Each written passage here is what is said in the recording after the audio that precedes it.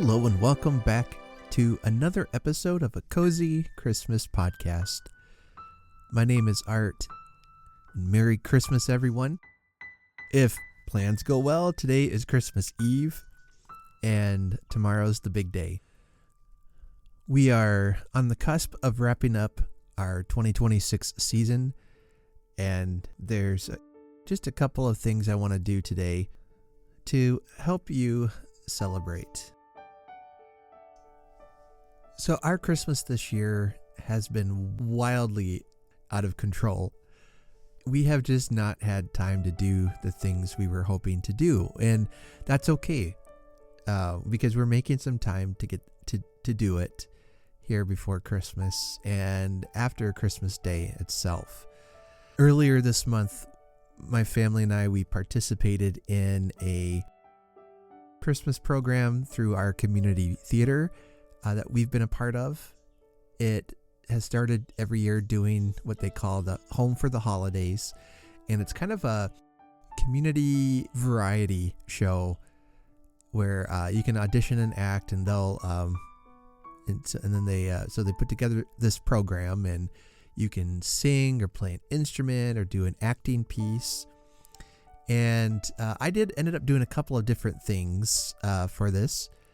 Both Grace and my wife sang some songs. But I have been wanting to get into doing some writing and some more acting. And so I wrote and performed a 5-minute monologue that I called Carl the Grumpy Mall Santa. And that was a lot of fun.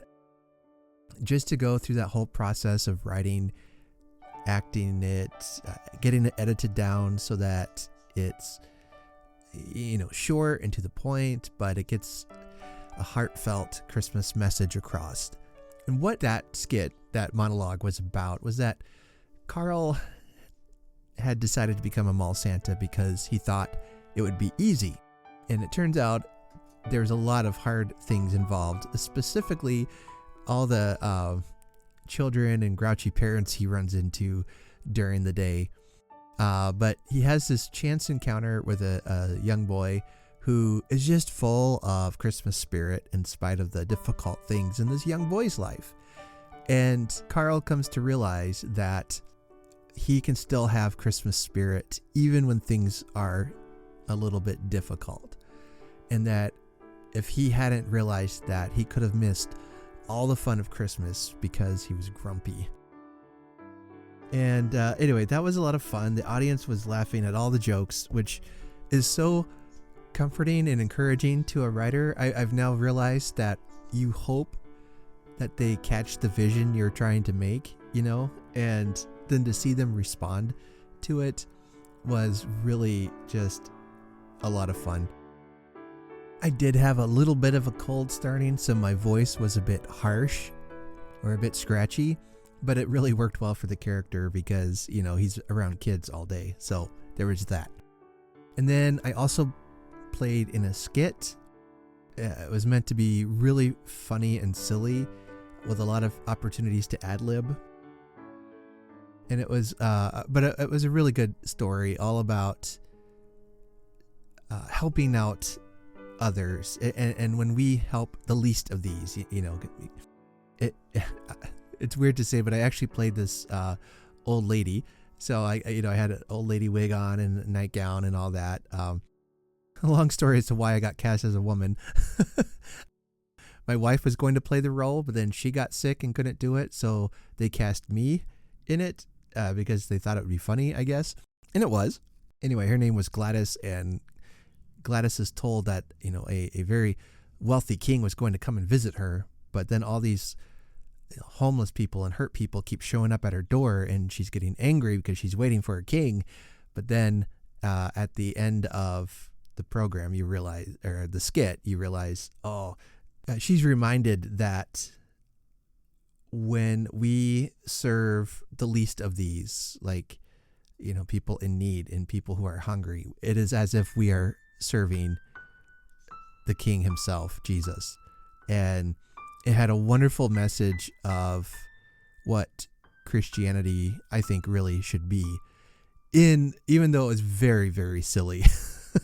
So I got to do that. And then the third thing I did, and this is the one I was so excited to do, I got to be Santa Claus.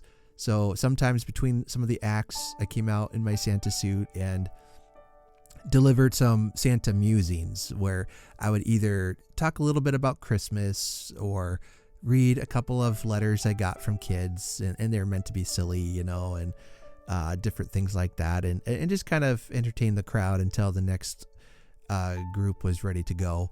And that was, I got to tell you, so much fun and so satisfying, because I have often said I wanted to play Santa, because I've got kind of a Santa Claus situation going here. Because as you know, I've mentioned on the podcast, my grandfather had a chance to play Santa many times. My dad did as well, at least a couple of times. And now I carry on the tradition of playing Santa. And that was just such a special moment for me. I was really excited to do that. So that's what we did. That was kind of our big Christmas event this month. See, Grace sang a beautiful rendition of Have Yourself a Merry Little Christmas. And in fact, they chose her to sing the final song of the night. So it was a great honor, I think, because it was so beautiful and it just wrapped up the program so perfectly. It really brought tears to people's eyes. I happened to be backstage while she was singing, and some of the other acts who were there listening, wonderful performers, but they were gushing to me about what a wonderful, talented singer Gracie is. And it just made my daddy heart proud, And I'm just very thankful for how all of my kids use their talents and abilities in some ways. So our Christmas will be looking a little different. We're actually not going to be opening any presents until probably the 29th. We'll have a few on Christmas Day. I know especially my wife and I will be exchanging books to each other and a few little odds and ends as we do the Icelandic tradition of Jólabókaflóð, where we read a book, eat some chocolate, and just enjoy the day vegging out. I think I do have plans to play Christmasopoly with my kids, and that's become a fun tradition. It's a Christmas version of Monopoly, which I know Monopoly can be quite a contentious game, but something about adding Christmas to it makes it a lot of fun, even when you lose. I am a notoriously mean and vicious Monopoly player to the point where hardly anyone wants to play with me.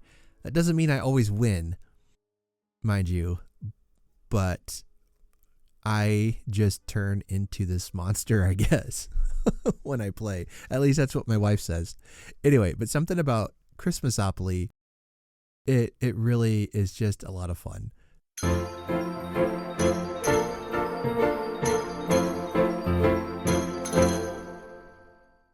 Another thing I want to do for you today is to read you a story.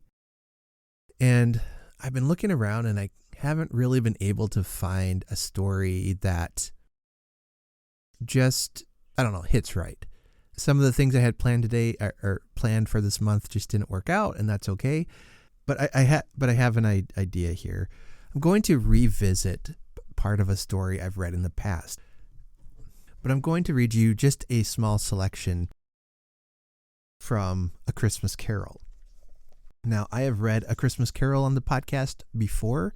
I believe 2 or 3 years ago, I read the entire novel over a series of episodes, and I just loved that process. I loved reading that. So what I'm going to do today is I want to read to you the Cratchit's family Christmas scene from A Christmas Carol. It might be slightly different because I'm actually going to be using the script that Charles Dickens used when he would do the one-man performance. Not a lot of significant changes. There might just be a few things edited out just for sake of time. When you would do a one-man performance, you don't want to do a whole 4-hour novel, I guess. So anyway, I thought this would be a fun experience for us because that scene is one of my favorite in all of Christmas literature. I thought by reading it from Dickens's public reading manuscript, it would add maybe just a little touch of being slightly different. But of course, if you want to hear me read you the whole story, you can find it, dig back into some old episodes. I had a lot of fun with that. I kind of want to re-record that maybe in a better way. I don't know. We'll see. Plans for the new year, I guess. We find ourselves here with the second of the three spirits, the ghost of Christmas Present. He's a big, giant, jolly ghost. And he takes Scrooge to visit the home of Bob Cratchit, his clerk. We find ourselves about to peek in on the Cratchits. Scrooge and the ghost are making room for you by the window to look in on the Cratchit family. So I invite you to settle in here by the Christmas fire, and I read to you the Cratchits' Family Christmas from A Christmas Carol written by Charles Dickens.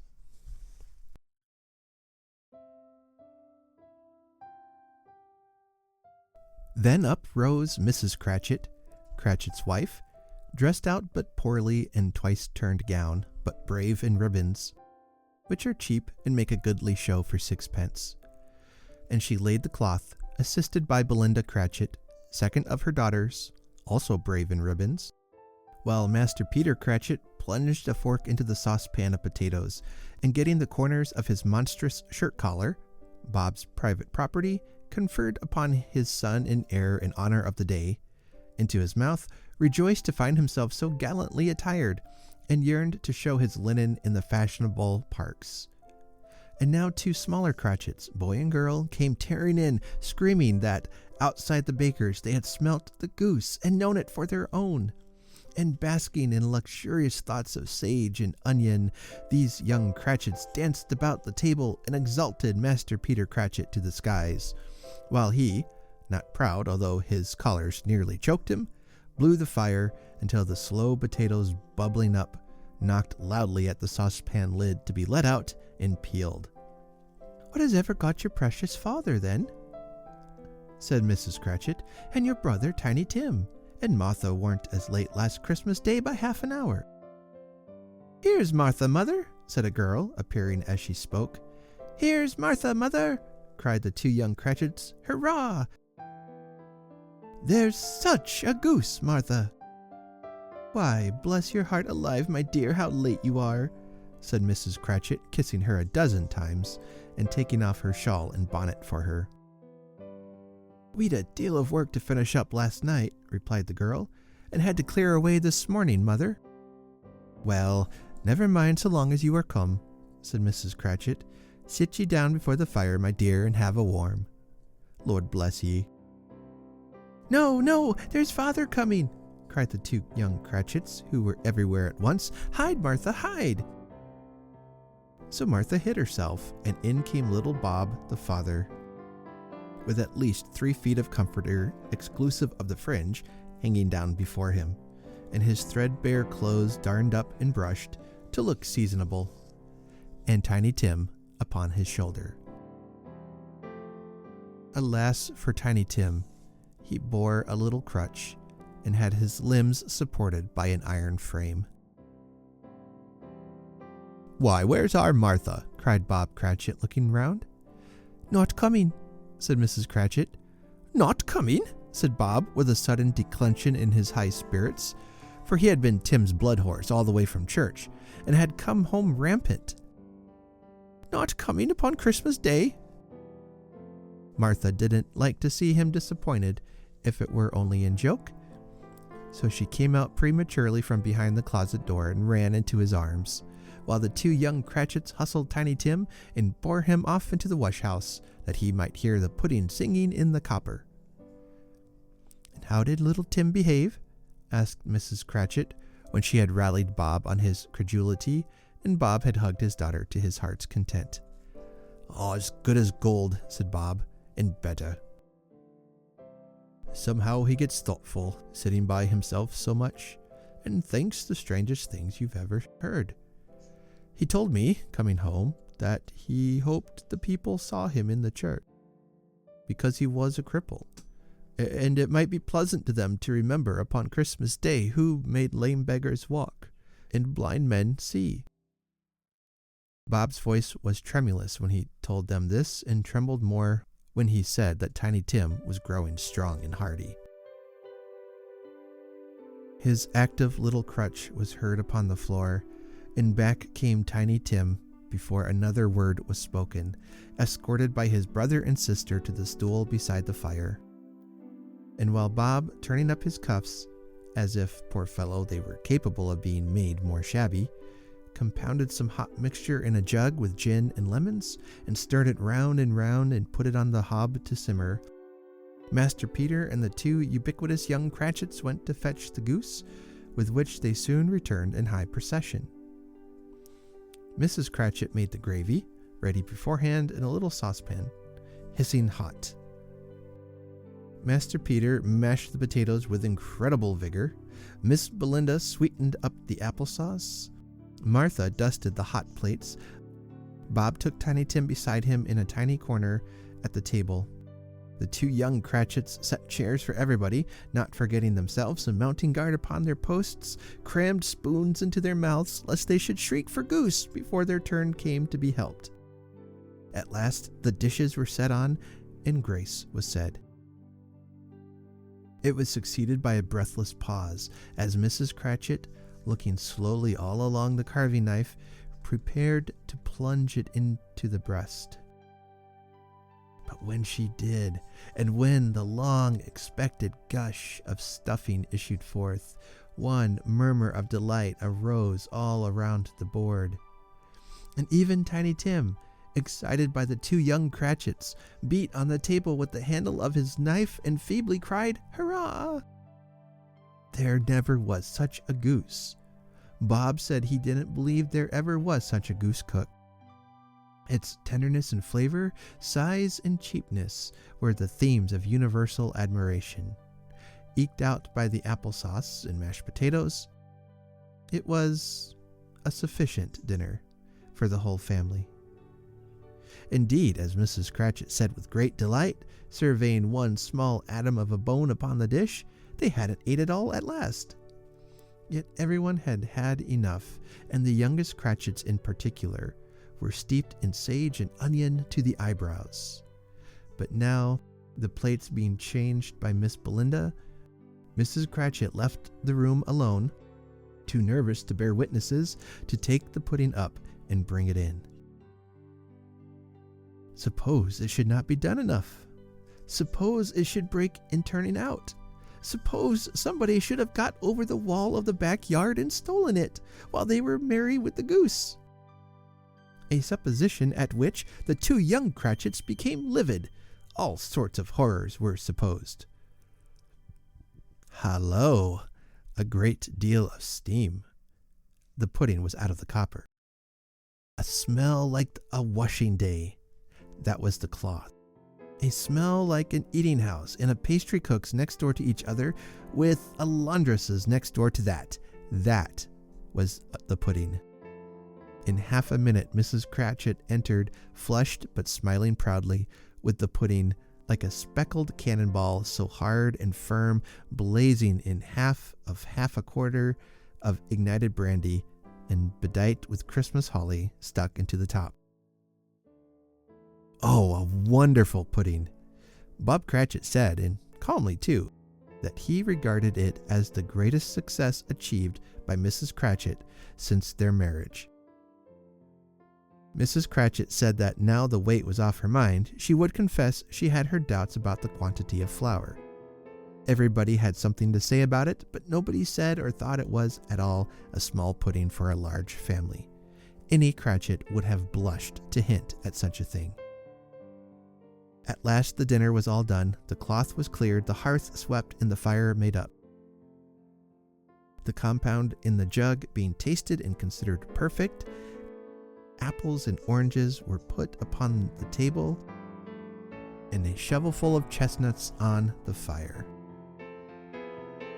Then all the Cratchit family drew round the hearth, in which Bob Cratchit called a circle, and at Bob Cratchit's elbow stood the family display of glass, 2 tumblers, and a custard cup without a handle. These held the hot stuff from the jug, however, as well as golden goblets would have done, and Bob served it out with beaming looks, while the chestnuts on the fire sputtered and crackled noisily. Then Bob proposed, "A Merry Christmas to us all, my dears. God bless us." Which all the family re-echoed. "God bless us, everyone," said Tiny Tim, the last of all. He sat very close to his father's side upon his little stool. Bob held his withered little hand in his, as if he loved the child, and wished to keep him by his side, and dreaded that he might be taken from him. Scrooge raised his head speedily on hearing his own name.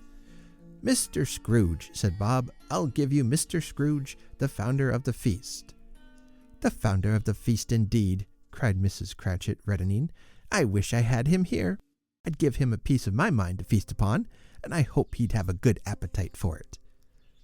"My dear," said Bob, "the children, Christmas Day."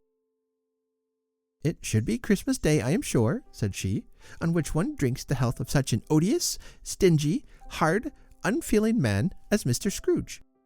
You know he is, Robert. Nobody knows it better than you do, poor fellow." "My dear," was Bob's mild answer, "Christmas Day." "I'll drink his health for your sake in the days," said Mrs. Cratchit, "not for his. Long life to him. A Merry Christmas and a Happy New Year. He'll be very merry and very happy, I have no doubt." The children drank the toast after her.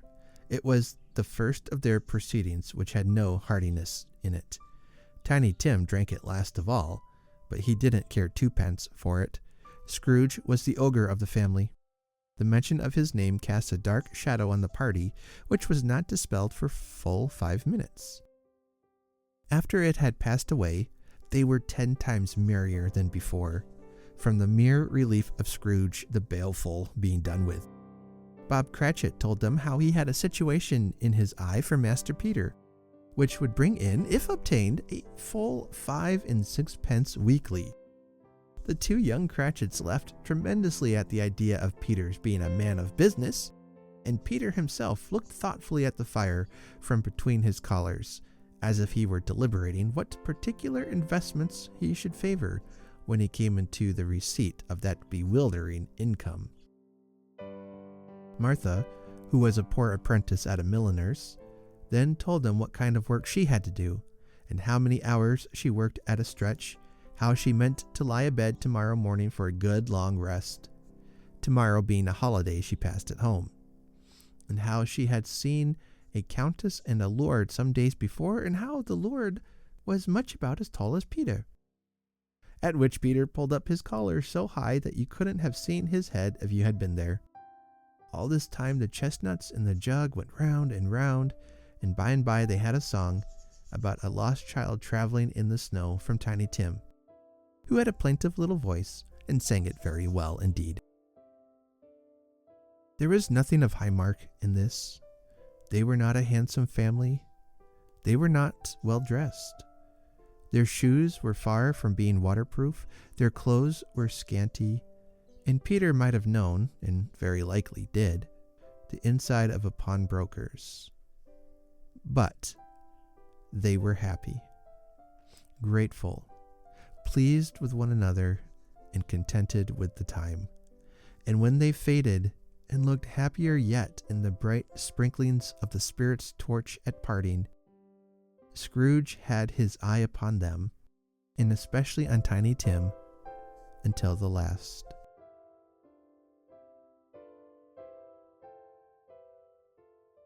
Again, that was the Cratchit family Christmas scene from Charles Dickens's public reading script of A Christmas Carol. To me, that's such a great scene. You know, I think it demonstrates to us a couple of things. This year has been hard for many. Loved ones have passed. Perhaps you've lost a job. As we were buying Christmas presents, you know, the money's not going as far as it used to. Even within the last year or two, things are getting more expensive. So, cliche alert here, but this really reminds me of what truly matters at Christmas and what is truly valuable. You know, they didn't have gifts they exchanged or anything. They dressed up nice. They had a simple dinner, but they had time together as a family. What a gift that is. Every moment we get a little bit older and time goes by. I hope that this Christmas you are able to have some time with the ones you love, with the ones that you call family, and are able to express to each other just how much you care for them. Scrooge has taught such a valuable lesson in this, and I'm looking forward to rereading the story as a whole Christmas week. I believe it's Sunday night I'll start reading A Christmas Carol, and then I'll end on Christmas Day with the final chapter. It's a story that never fails to move me. We can fuss and whine about not having enough, the income inequality in our country, how the rich seem to keep getting richer, and they could do so much good with what they have, but they continue to hoard it. You know, just a lot of things that have been on my mind and we've been discussing in different places. But I have a wonderful family. I have my health, and I have good friends. And I'm thankful for you, those who are listening to me today, ramble on about whatever happens to be crossing my brain today. This is kind of turning into a hot mess, I think. But I'm just ending the year with a heart full of gratitude. And what a wonderful gift that is. You know, as I've said in the previous episode, God's been good and He's been kind. And I hope you have seen blessings in your life that you can be thankful for too. All right, it's going to wrap it up for today. Santa Claus is coming tonight, so I need to get ready. At midnight, let's see, I'm in the central time zone, so at midnight tonight, I will be stepping outside to just to consider the night sky, to take a moment to feel the pause, the anticipation before Christmas Day. Something I've started doing, and I know a couple other Christmas podcasters have done it as well. And I believe last year I even sent a couple of texts out to some of the people I knew were out doing that. So I invite you to do the same. Again, I'll be out at midnight on Central Standard Time on Christmas Eve. And if you want to do it at that time, you know, time zones differ, but or if you want to do it at your own midnight, let me encourage you to do that. But send me a text or an email or something that just says you're out there, and I would love to see what kind of response we get with that. But yeah, I hope to see you under the night sky. I'm going to try to come back before New Year's, but we'll see. I've got a busy Christmas week. I know with different celebrations and things we have planned and everyone home for Christmas break, I don't know if I'll have time to record anything, but if I don't, just know I'm thinking about you, and I'll be back again early January for sure, to kind of put the official wrap up on the 2026 season. And so, as Tiny Tim observed, God bless us, everyone. Have a very Merry Christmas.